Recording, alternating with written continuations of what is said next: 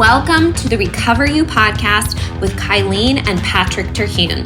It's here that we talk about sex addiction, betrayal trauma, mental, emotional, and physical health, faith, and anything and everything needed to recover you to your most authentic self that God created you to be. Hi everyone, welcome to another solo episode of Recover You with Kylene. Today we are talking about 3 reasons the betrayed partner is encouraged to seek support for their healing journey. And so I am going to speak from the perspective of a betrayed partner as well as a trauma recovery coach and someone who now works with betrayed partners. And just all of the things that I have learned from my own experience, from my training, from my education, and of course from working with women just like you. And I would encourage you, if you are the addicted partner or the recovering partner as well, that this is an episode for you to listen to as well, because it is very, very important that if you choose reconciliation as a couple, both of you are doing the healing work. And Patrick and I see so many times where for various different reasons, one partner is doing the healing work and the other partner is completely disengaged. Now, there are a lot of things that go into this, but I really want to encourage you, if you have been betrayed, that and you might be resisting jumping into some healing work, I really want to encourage you today to take the time out of your life to pause and to reflect on the reality of the situation so that you can address the wounds that are caused by the betrayal. Because if we don't address these wounds, and if we try to put a Band-Aid on them, or we try to deny them or pretend they don't exist, or if we say, one of the things that I said right from the beginning was, this is your problem, you deal with it. And I really did avoid doing some healing work for a few months as I kind of processed what was happening. And so all of those things, if you're somebody that kind of resonates with that, I encourage you to listen to this episode, because I really want to empower you that you can have the life and the relationship and the marriage that you want when both of you are doing the work. And if one of you doesn't want to face this, if one of you doesn't want to talk about this, if one of you doesn't want to go to therapy, then there will be some blocks in your life. There will be some wounds that are never addressed. There will be, a wall that comes up at some point, 10 years from now, where you realize, oh, I don't trust you. That's why I'm really angry right now. And in fact, I've never trusted you over the past 10 years because we've never addressed these wounds. So let me just give you a quick little analogy of this. So often when we begin the healing work, it can feel more uncomfortable before or during while we get started. And we may ask ourselves then, well, why am I doing this? I was surviving. I was navigating my relationship fine. My conversations were fine. Now I have ripped open the Band-Aid and it's painful. I'm talking about the addiction. I'm talking about how he betrayed me. I have these images in my head. I don't want these things. Why in the world would I want to heal? And the analogy I'm going to give you is that you have a really incredibly deep festering wound. Let's just, imagine it being on your arm, a deep, deep cut that has an infection in it. It has particles, it has dirt, And when we choose not to face the reality of that wound, if we say, well, it's just a scratch, it's just a paper cut, it'll heal on its own, we allow that infection to then fester and to get deeper, and it hurts, and we may not even notice it until maybe we hit our arm, or we need to squeeze something with our hand and it flexes that muscle, right? And so we think, well, I can just live with this. This is something I can live with. This is a pain I understand. I'm used to it, right? And we want to kind of just ignore it and call it less than what it is. The reality of what has happened to you, the betrayed partner, is a trauma. It is a significant trauma when you are married to someone that you trust, when you have given your life, your hopes, your dreams, your body to someone else, and they choose to engage their sexual energy elsewhere. And in fact, it often turns into an addiction, and we've talked about that many times on the podcast. But When that happens, and when your spouse is spending their mental and physical energy away from you, there is no other reality than the fact that that wounds you incredibly deeply, and that is incredibly painful. It is so, so hurtful. And so often when we say, well, it's just a paper cut, we throw a Band-Aid on it, we can function, we can go about our lives, and we can even find a normal that we feel comfortable with, right? We can throw our energy into our friends or our children or activities or whatever it is, right? And we just ignore the wound. And the reason that healing is so important is because if you take this current analogy, right, you rip off that Band-Aid. That's painful. It's incredibly painful. What's more painful is doing the healing work, right? At that point, you go in and you have to kind of cut away at the infection. You have to clean out the wound. You have to wash it out and pull out those little dirt particles. And all of those are representing, the trauma that has occurred, the beliefs about yourself, the insecurities that you have because of this, the anger, the resentment, the pain.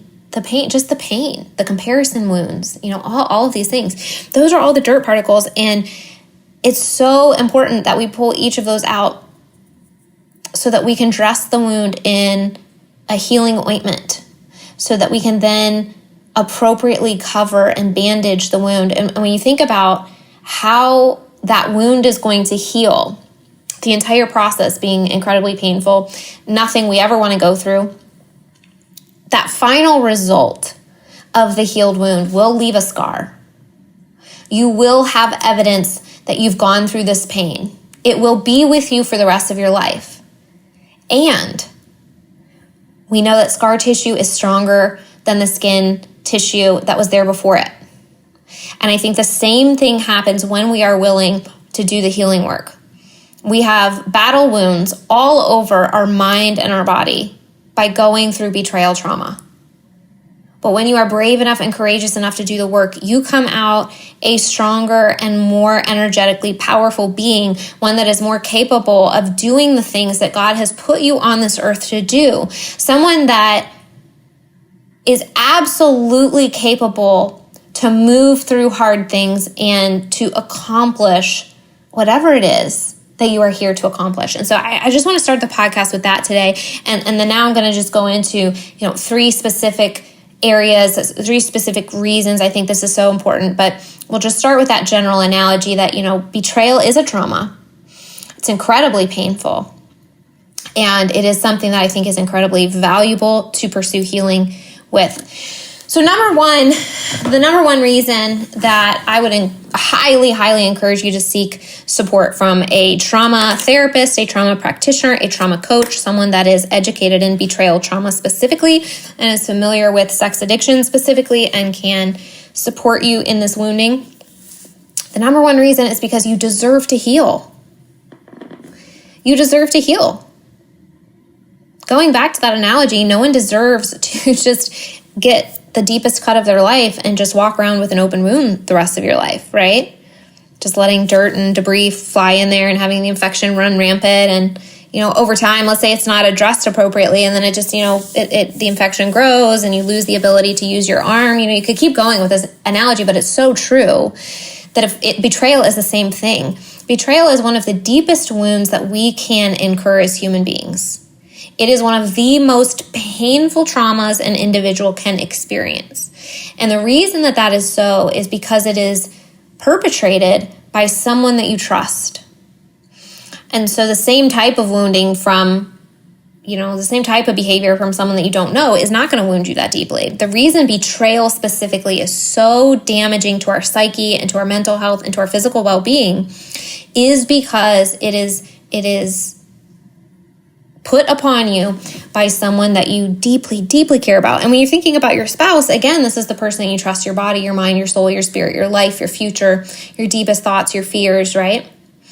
And so that is why that's so painful. And so to live in a relationship, and I'm going to mention this a little bit in the second point, but to live in a relationship where you're not having these deep conversations and working as a team, it's going to create a weaker foundation for you. So number one, you deserve to heal. You deserve to have that wound addressed. You deserve to have all of those dirt particles, all of those insecurities, all of those wounds, all of those fears addressed, both from your spouse taking responsibility and recovering and, not engaging in that behavior anymore, and by the emotional processing and the trauma work to help you heal so that you feel more confident in your own skin, so that you feel worthy, so you feel worthy of love, so that you feel like you're awesome, like you are the awesome person that you are. I know so many of my clients struggle, and we all do as we go through this, with the idea that we are just intrinsically worthy and valuable the way we are, right? Because this betrayal, we take it so personally, and all of us think, well, there must be something that I have done. There must be something that he found lacking in me to want to pursue this particular type of addiction, so that this outlet was this particular type of addiction. And it's not true. There is nothing wrong with you. There is nothing wrong with you. So if you are somebody that is, looking at recovery as, well, how can I find the reasons that my partner acted out so I can work on myself, I would encourage you to change that perspective, because there's no level of perfection physically, mentally, or emotionally, or sexually that you could achieve that would have changed the outcome of your partner's behavior. That's not the way addiction works. It's based on their own wounds and their own traumas. However, what betrayal does offer us is a mirror to look into, to see where we feel insecure, where there are emotional wounds and experiences in our life that have woundings that have occurred from other relationships in the past, other experiences and conversations in the past that are unhealed. And then, of course, betrayal either shines a light on the existing ones or creates new ones, and most of the time both. So most of the time it highlights wounds that already existed, and it also creates a few new ones. And so we end up with these deep beliefs of, see, I'm not worthy, because if I was worthy, they wouldn't have cheated on me, right? And that's just, it's not true, but that's the belief that we come out of it with. Or, see, my body is not good enough, because if my body was good enough, then he wouldn't have been looking at other bodies, right? And all of that is totally normal to think and to feel,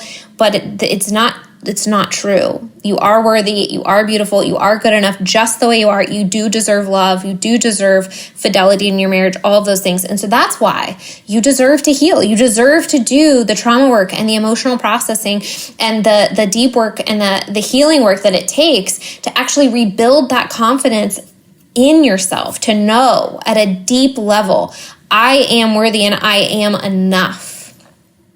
And so many women, and maybe you can relate to some of this, end up with many physical symptoms from the trauma. And this may be something to think about too, because if you're thinking, well, I haven't been traumatized by this, but I might be experiencing some of the things on this list, and then that is something to consider, because though these are manifestations of trauma. And that's what this list is. And that is things like hypervigilance, like you're scanning your life and your world, looking for things that might be dangerous for you, looking for things that might trigger you, looking for things that might make you feel unsafe. You may have a general sense in your mind or body that life isn't safe or the world isn't safe. You might not feel safe in your own body. And if that is you, you are certainly experiencing long-lasting effects of trauma. Anxiety, if you've noticed, since discovery or disclosure, or since your spouse told you about this behavior, have you had an increase in anxiety, generalized or otherwise? Fear of any kind, what does my life look like? Or anger, of how could this have happened to me? Or just a general increase in negative emotions. Have you noticed a general increase in trying to control your spouse or your environment? Control is a protective mechanism that we reach out to. Well, if I can control this, then bad things won't happen. Or if I can control this situation, then that means I can control the outcome. Or if I can control this person, then that means he won't relapse. And if he won't relapse, that means I won't get hurt, right? And it's a very natural mechanism to seek. We want to, if we can control something, why wouldn't we do that, right? And the reality is, and you've probably had this experience in your life, because we all have, is that the more we try to control something, the more we're actually stressing ourselves out, because we actually cannot control anything other than our own behavior. So there is no one or no thing that we actually have control over. And so it wastes so much of our energy. But that is a trauma protection mechanism. And so if you're struggling with that and you're fighting against that and you find yourself really needing control over every situation in your life, that is an example of how trauma shows up in your life. Many, many women have bad dreams, and that doesn't have to be, oh, I'm having nightmares every night. You may just periodically have a dream and wake up and go, oh, I had a dream that he cheated on me, or I had this really scary dream that something bad happened, or I was out of control, or something like that. So if there's an uptick in your dreams, that's absolutely a red flag that there's some trauma in the nervous system and in the body. And I want to pause there because of what I just said. I make a point too. That you may not cognitively or consciously be aware of the trauma. You may not think, oh, I have all these looping thoughts. I'm hyperfixated on it all the time. But again, if it's unaddressed, it is somewhere in your body. It is in your nervous system or in your tissues, because whenever an experience that is as traumatic as betrayal, which again is one of the deepest traumas we can experience as human beings. When a trauma like that has been experienced, if it's not processed in a healthy way, if it doesn't have a safe space for the energy to go out of the body because that space and that time has been provided to it, it will get stored somewhere. And so that's how you can even have these physical manifestations of trauma, even when maybe logically you don't live your life saying, oh, I'm a traumatized person. A lot of women have chest discomfort. Some have sleep problems like insomnia. Maybe you have heart palpitations. A common one might be something like IBS or digestive changes. So maybe you have some bloating, some constipation, some diarrhea, acid reflux. Maybe some of those have either exacerbated or changed since the betrayal has happened. Again, that's your body processing this trauma, processing this pain. Hormonal imbalances or painful periods. From personal experience, I will tell you, stress is one of the number one factors in the overall health and functionality of our body. And stress is one of the first things that will make your periods go out of whack, change the timeline of 28 versus 35 days, induce cramping, all of these types of things. And so if you've noticed a dramatic change in your cycles, stress is usually a very big component with that. So that's something to consider as well. Headaches, migraines, lack of interest in life, depression. Maybe you can't view your future. Maybe it's hard for you to think about your future. Or maybe you have begun dissociating a little bit from your relationship with your spouse. And if you find yourself maybe just in survival mode and saying, hey, we get along as friends, but we're not really partners right now in life. We just sort of, we get along well. There's nothing bad. But I'm a little disconnected. I'm not really invested in the marriage and in the future of our marriage and in the emotional intimacy side of the marriage and all that. That can absolutely be a protection mechanism, where you're living in survival mode with your relationship. You're not living in thriving mode, right? And so number one, you deserve to heal. And all of those things I just mentioned are signs that your body is dealing with trauma. And by the way, that's not a comprehensive list. So there may be other things that you're experiencing that I did not mention. So just to be aware, if it's not processed, your body will store it in some way, and over time that's going to manifest in some imbalances and things like this. And along with the idea that you deserve to heal, you really deserve to have that wound cleaned out and to feel strong and to feel recovered. You also deserve to have a voice, right? And so that's a huge part of this, is as you're healing, recognizing that you deserve, for all of your thoughts, all of your emotions, all of you in your humanness, in your wholeness, to be seen and to be validated. if nowhere else in the world but in your marriage, and I would argue obviously that the world needs your voice as well, but especially in your marriage, right? You're choosing to spend the rest of your life with this human being. You deserve to have a voice in where your life goes and where your marriage goes and where your intimacy goes and where your trust goes and your vulnerability. And who you are as a human being has been hurt, has been wounded by this person that you love deeply. And those are conversations that absolutely need to be had, okay? The number 2 reason that I would highly encourage that you seek support, we're going to talk quickly about consent and bodily autonomy. Well, I'm not, maybe not even bodily autonomy, but like just whole person autonomy, you as an individual. So consent, we've talked about this, made comments about this briefly in the podcast before, but I know that there are many betrayed spouses out there who are not interested in gathering information about the addiction. And I struggle with that as somebody that has gone through betrayal, but also as a practitioner and a coach and somebody who kind of helps women work through this, because I really want you to have at least baseline information so that you're able to offer consent in your relationship. And consent means that you have enough information to make that decision.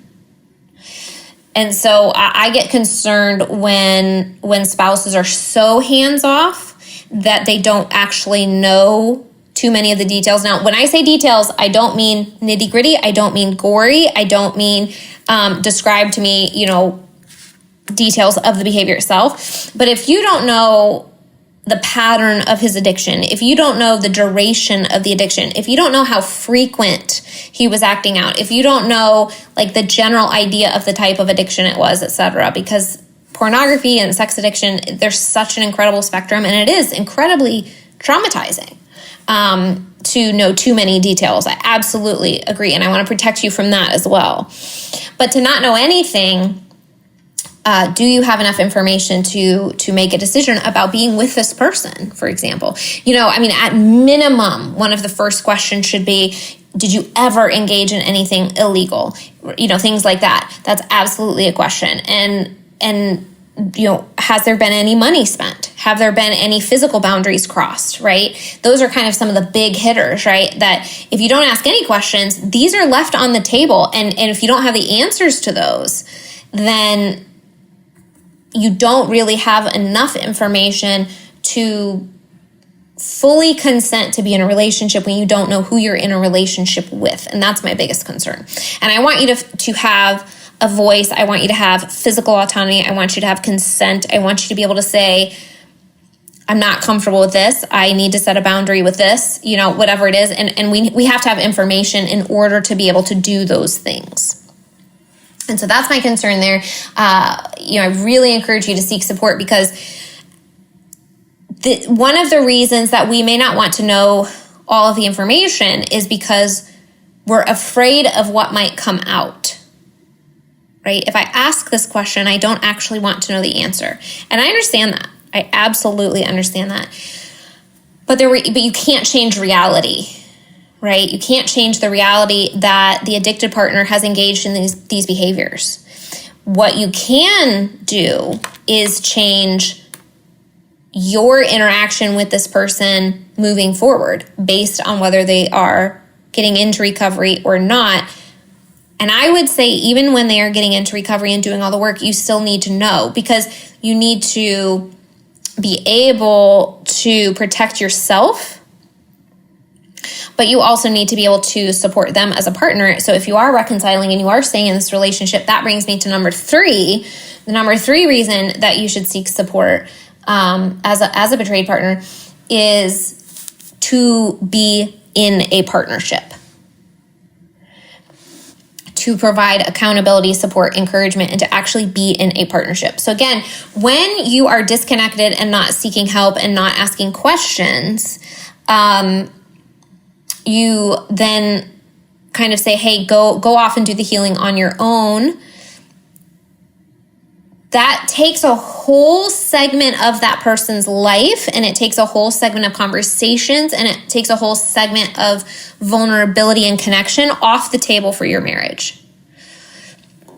Versus when you say, hey, I need to know what's going on, and I'm going to support you and stand here and be here. Here's what I will and will not tolerate. It really allows you to be a pillar of support for their recovery. And I think that is absolutely crucial if you are choosing to stay in the relationship. So there are some examples of, ways that this shows up, just to be really practical. And here's an example about what it looks like to really assist him in recovery. So we've talked many times and very openly about the fact that I was very strong in my boundaries about what I expected with recovery, meaning if you relapse, I will not tolerate that in our relationship. I said that very early on. And Patrick, when he goes out and talks to his groups, and when he makes presentations about, the Conquer group and recovery and things like that, he will talk about these 3 pillars that really helped him through recovery. One of them being his faith, one of them being the therapeutic model and support groups, and one of them being how much of an interest I took in his recovery and how clear I was in the boundaries and expectations I had.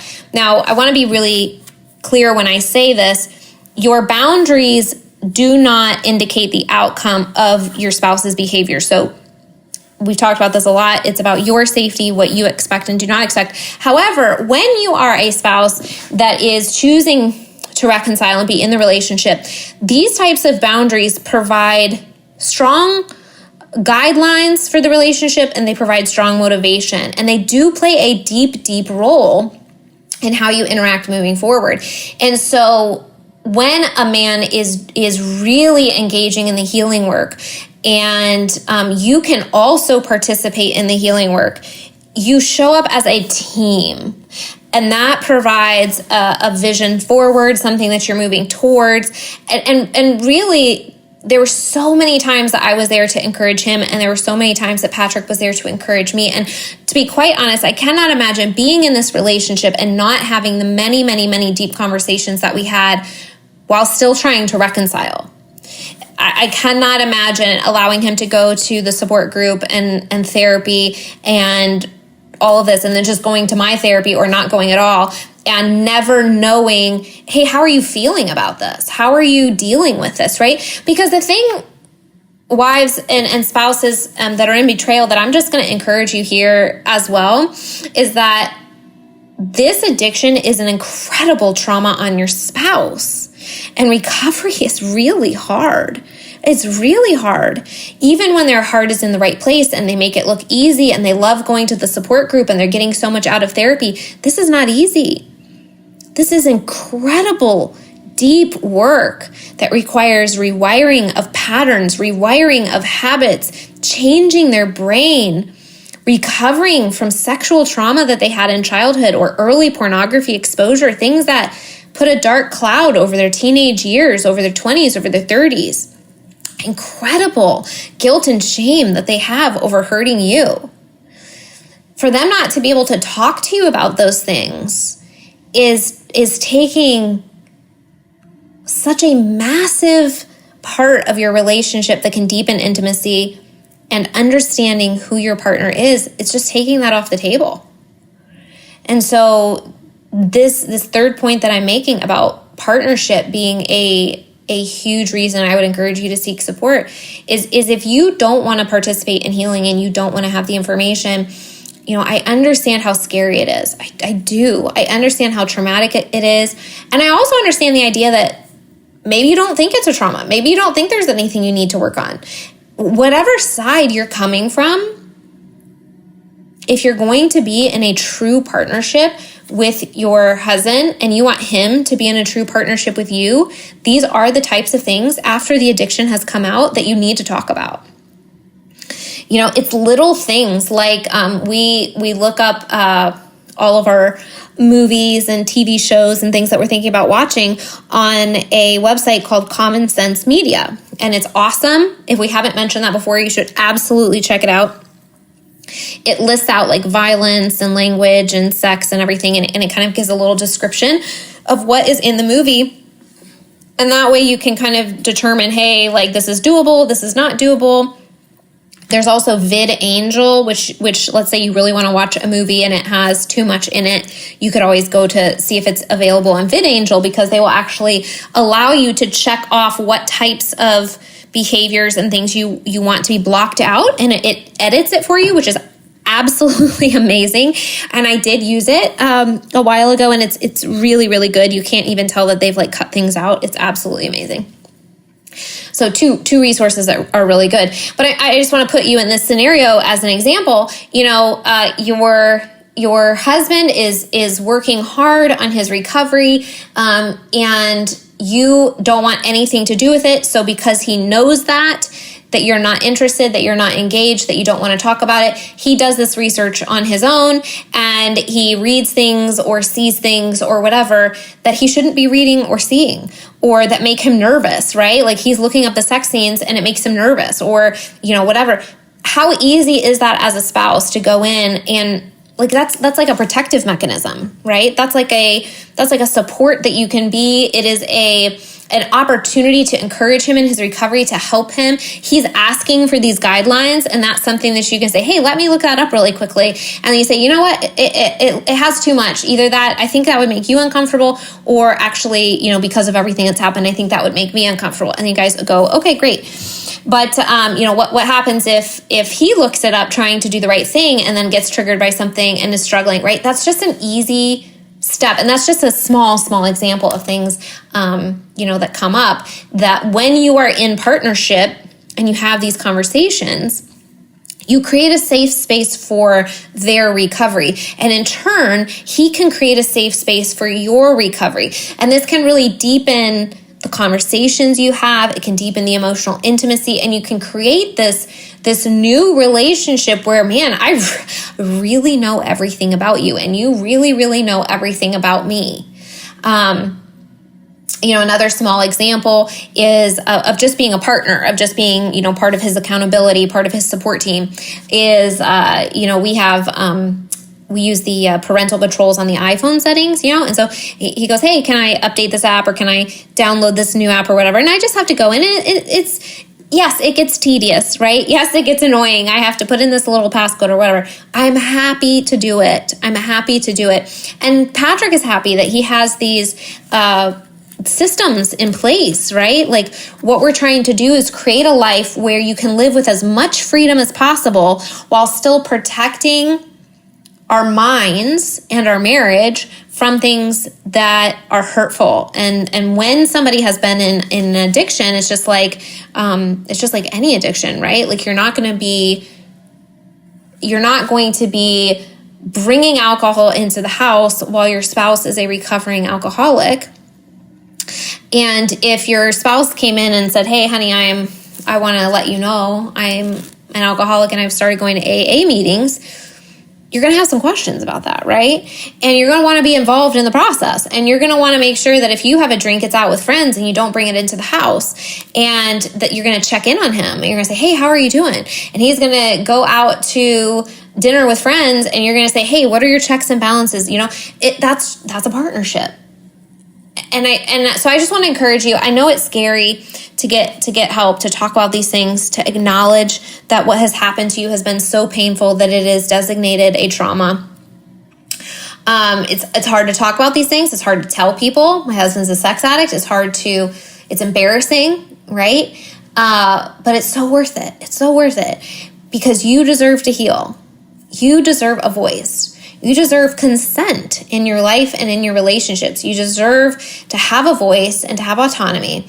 And both of you in your marriage and in your relationship deserve a real, true, deep partnership that involves understanding, empathy, communication, accountability, support, and encouragement so that you can both create this new life where you have dreams and hopes and you're building a trust that is really, really based on this strong foundation. So I would encourage you today, let's say you've listened to this entire thing and you are one of our listeners that actually has nothing to do with addiction or betrayal, and you just have something, some other interest in listening to this and you find value in it. I would encourage you, if you have a partner or a marriage, that you just ask yourself this question at the end of this episode, and that is there an area in my life or in my relationship that I feel a little awkward talking about? Is there a conversation topic that I feel a little weird talking to my spouse about? Maybe that topic is sex, just like generalized, right? Maybe it has nothing to do with betrayal or addiction. Maybe it's just sex. I would encourage you to take on the challenge to have that conversation with your spouse, because this is the relationship in life where we have to get comfortable talking about all of the hard things. And so if I could leave you with one thing today, it would be that. It would be, if there's something that you feel a little like, ooh, I don't want to say that word out loud, or I don't want to have that conversation with my spouse, or that topic feels really uncomfortable, sit down and be like, hey, this feels super, super, super uncomfortable for me. But I want to deepen our relationship. Is this a conversation that you are willing to have with me?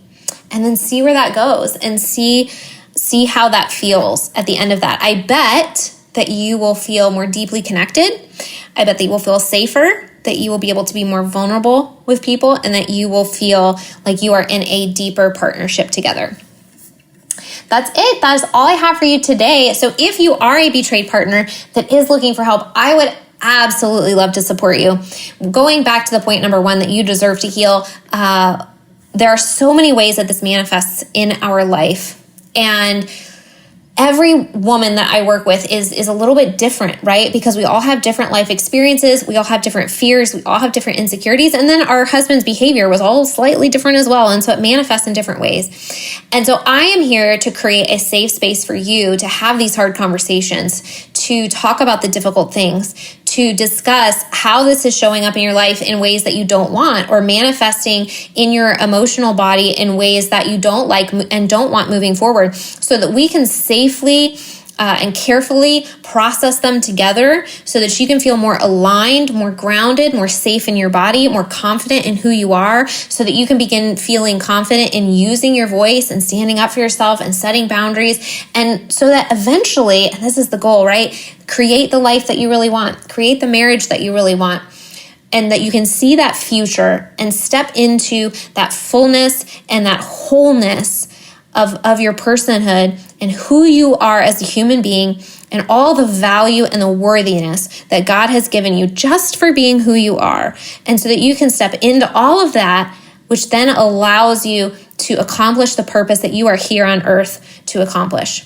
Sending so much love to you today, because I know if this podcast is resonating with you at all, that you've been through some pain, that you've been through some difficulty, and that it hurts. And I understand that. And I am here to support you. So please reach out, book a connection call at the link in the show notes. If this is resonating with you, I'm just sending you the biggest hug today.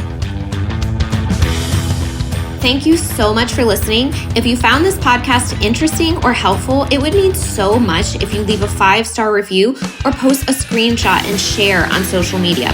We are on a mission to share the message of recovery, and you can help get the word out. If you know a friend who could use this podcast, please share it.